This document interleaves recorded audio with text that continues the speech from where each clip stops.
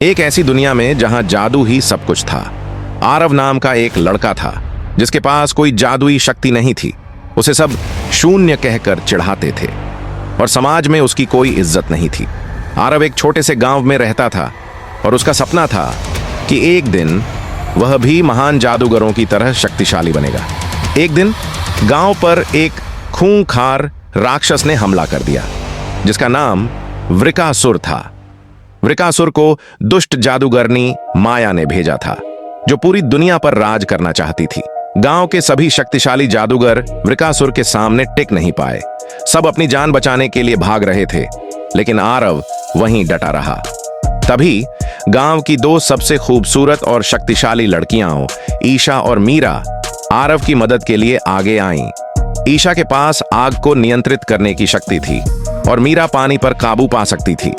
दोनों ने मिलकर वृकासुर पर हमला किया, लेकिन वह बहुत ताकतवर था। जब लगा कि सब कुछ खत्म हो जाएगा, तभी आरव के अंदर से एक अजीब सी ऊर्जा निकली। यह एक प्राचीन और भूली हुई शक्ति थी जो केवल च्वान शोओं में सुनी गई थी। आरव के हाथ में एक चमकदार तलवार आ गई और उसकी आंखें नीली रोशनी से चमकने लगीं। उसने एक ही वार में वृकासुर को हरा दिया। यह देखकर सब हैरान रह गए, खासकर ईशा और मीरा। उस दिन के बाद आरव की जिंदगी पूरी तरह से बदल गई। वह अब शून्य नहीं था, बल्कि एक नायक बन गया था। ईशा और मीरा जो पहले उसे तुच्छ समझती थीं, अब उसकी शक्तियों से प्रभावित थीं और उसके साथ रहने लगीं। आरव ने अपनी शक्तियों को और बेहतर बनाने के लिए एक लंबे सफर पर निकलने का फैसला किया।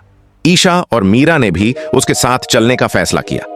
उनका लक्ष्य था दुष्ट जादूगरनी माया को ढूंढना और उसे हमेशा के लिए खत्म करना। सफर के दौरान उन्हें कई खतरनाक जगहों से गुजरना पड़ा और कई शक्तिशाली दुश्मनों का सामना करना पड़ा। आरव हर लड़ाई के साथ और भी ताकतवर होता गया। उसने सीखा कि उसकी शक्ति सिर्फ विनाश के लिए नहीं, बल्कि निर्माण के लिए भी है।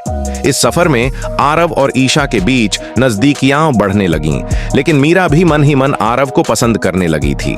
यह बात उनके बीच एक अनकहा तनाव पैदा करती थी।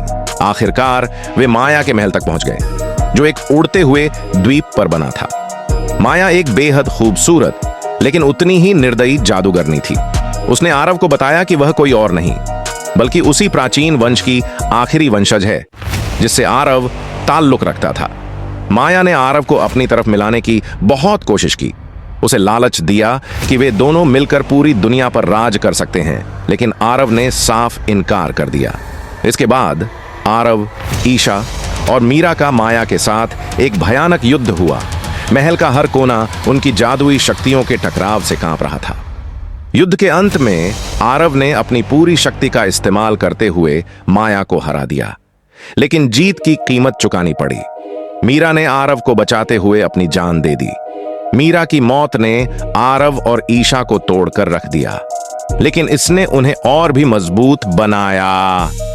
उन्होंने फैसला किया कि वे मिलकर एक ऐसी दुनिया बनाएंगे जहां कोई भी अपनी कमजोरी की वजह से अपमानित न हो। आरव, जो कभी एक गरीब और कमजोर लड़का था, अब दुनिया का सबसे बड़ा नायक और एक सफल इंसान बन चुका था। उसने साबित कर दिया कि असली ताकत जादुई शक्तियों में नहीं, बल्कि इरादों और हिम्मत में होती है।